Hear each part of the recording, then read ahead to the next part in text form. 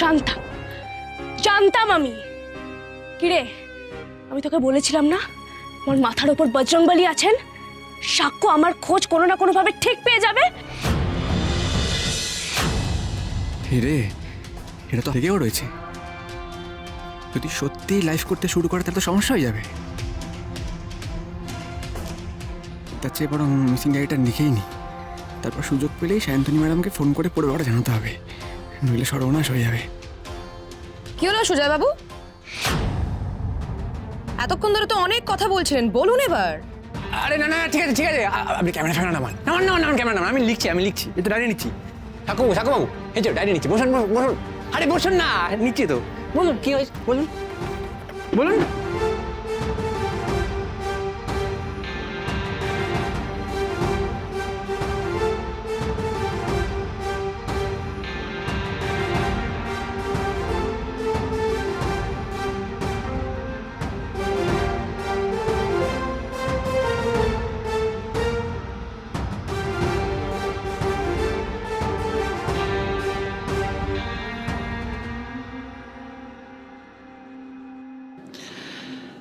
যেমন কুকুর তেমন মুগুর।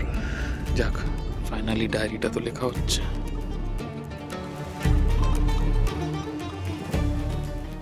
একটা কথা মাথায় রাখবেন সাক্ষ্যবাবু, আপনার স্ত্রীকে রংমহল থেকে পাওয়াটা কিন্তু নেক্সট টু ইম্পসিবল। আরশিকে বাঁচানোর জন্য আমি সমস্ত ইম্পসিবলকে পসিবল করতে পারি। ওর জন্য আমি নরকেও যেতে পারি। আসলে ভালোবাসার মানেটা যদি আপনি বুঝতেন না, তাহলে যাকে আপনি একটা কাজ করুন, আপনি আপনার ফোর্স দিয়ে দিন, আমরা নিজেরাই ফোর্স নিয়ে চলে যাব। হ্যাঁ অবশ্যই অবশ্যই।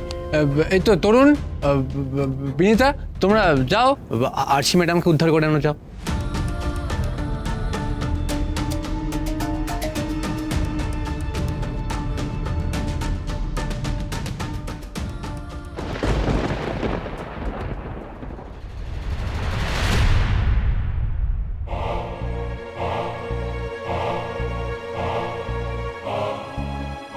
বাবা, আমার মায়ের কিচ্ছু হবে না তো?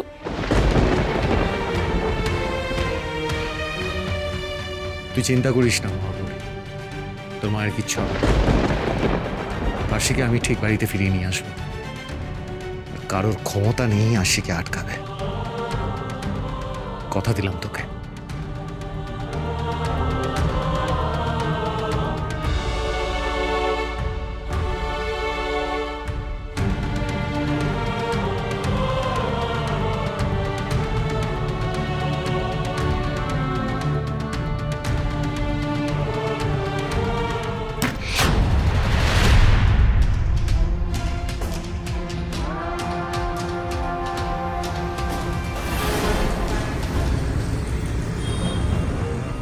আমি খুব ভালো করে বুঝতে পারছি সায়ন্তনী, তোরা আমাকে কেন এভাবে বেঁধে বসিয়ে রেখেছিস।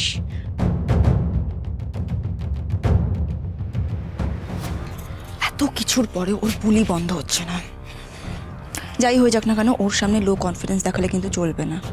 এই কি ফিসফিস করছিস? হ্যাঁ, জানি আমি ভয় পেয়ে গেছিস তুই। আসলে তোরা খুব ভালো করে জানিস আমি যদি এখান থেকে ছাড়া পাই তাহলে আমার হাত থেকে তোদের কারণ নিস্তার নেই। এত লোককে এখানে এসে কান্নাকাটি করতে দেখেছি, হ্যাঁ, ভেঙে পড়তে দেখেছি। ভেবেছিলাম ওই বিক্রি করে দেবো, শুনলে বোধহয় ভেঙে পড়বে, কিন্তু এ তো তেজ বেড়েই যাচ্ছে। না, এই অন্য ধাতু দিয়ে গড়া, সাংঘাতিক মহিলা। কখন কি করে বসে বলা যায় না। এসব মহিলাকে সারাক্ষণ চোখে চোখে রাখতে হয়। আমার লাইফটা তো পুরো হেল হয়ে যাচ্ছিল, ফাইনালি পালিয়ে বেঁচেছি। আপনারা যেসব কথা বলছেন না, আমার তো টেনশন লেগে যাচ্ছে। এত সহজেও ভেঙে পড়বে না, বলেছিলাম তো আমি কথাটা। দেখুন, এই দু এক পিস এরকম এখানে আসে, ও আমি জানি, কিন্তু তাদের সব ট্রিটমেন্টও কিন্তু আমার জানা আছে। হ্যাঁ, যাই ট্রিটমেন্ট থাকুক। কি হলো শান্তনী, তোমার মুখটা এরকম হয়ে গেছে কেন? কে ফোন করেছে? সুজয়। সুজয় এই সময় কেন জানি না, বুঝতে পারছি না। তুমি ফোনটা ধরো, কথা বলো একবার। আটকাতে পারবি না রে তোরা, তোরা আমাকে আটকাতে পারবি না। সাক্ষ্য ঠিক আমাকে এখান থেকে উদ্ধার করে নিয়ে যাবে, বুঝেছিস? ওই ওই চিৎকার করলে না গুলি একদম মুখে ভরে দেবো। হ্যাঁ, কর কর কর কর, চিৎকার কর কর কর, চিৎকার কর। বজরংবলী, বারবার কেন এমন পরীক্ষার মুখে ফেলো আমাকে? আমি আর সত্যি কখনো এখান থেকে বেরোতে পারবো না।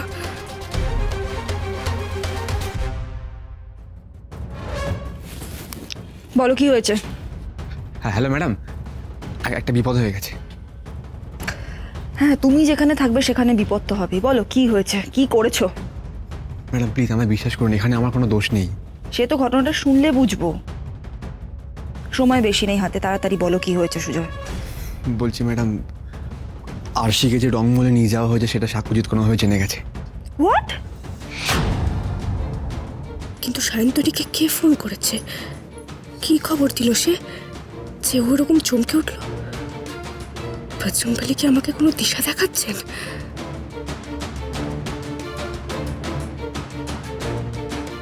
সাক্ষ্যজিৎ কি করে জানলো যে ও রংমহলে রয়েছে? আর সবথেকে বড় কথা, তুমি কি করে জানলে এটা? ম্যাডাম সাক্ষ্যজিৎ কিভাবে জানে সেটা আমি জানি না, কিন্তু সাক্ষ্যজিৎ আজকে থানায় এসেছিল ওই আরশির নামে মিসিং ডায়েরি করাতে, তখনই আমাকে বললো। তুমি মিসিং ডায়েরিটা নাও নি তো? ম্যাডাম প্লিজ বিশ্বাস করুন, আমি নিতে চাইনি ডায়েরিটা, কিন্তু ও বললো যদি আমি না নিই তাহলে না ওরা ওই আমার সব কার্যকলাপ ওই সোশ্যাল মিডিয়ায় লাইভ করে দেবে, তখন আমার চাকরি নিয়ে টানাটানি হয়ে যাবে আর আপনাদেরও প্রবলেম হয়ে যাবে, তাই আমি বাধ্য হয়ে মিসিং ডায়েরিটা নিয়ে নিচ্ছি। হড! ম্যাডাম বলছিলাম যে সাক্ষ্যজিৎ থানা থেকে না ফোর্স নিয়ে গেছে, আপনি যত তাড়াতাড়ি সম্ভব আরশিকে ওখান থেকে সরিয়ে দিন। এত কষ্ট করে আমি আরশিকে এখানে নিয়ে এলাম, আমি না জাস্ট আর পারছি না, সিরিয়াসলি। না সুজয়, তোমার দ্বারা একটা কাজও হবে না, না? হ্যাঁ ম্যাডাম আপনি সামনে থাকলে বুঝতে পারতেন যে আমার হাতে কিছু করার ছিল না, আমি চেষ্টা করেছিলাম অনেক, কিন্তু আমি পারি। হ্যাঁ হ্যালো হ্যালো ম্যাডাম,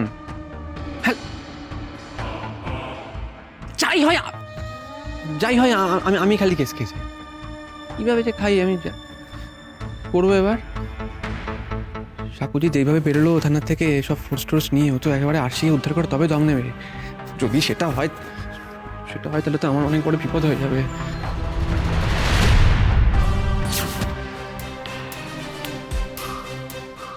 আচ্ছা, এই ব্যাপারটা কি হচ্ছে আমাকে একটু বুঝিয়ে বলুন তো। কি হবে আবার? সব আমার লাক, আমার কপাল।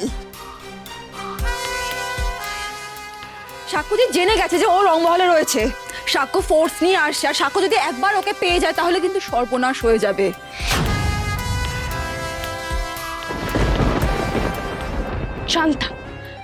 জানতাম আমি।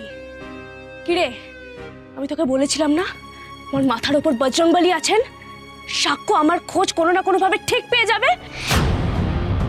তোর কি হবে শান্তনী এবার? তোর কি হবে?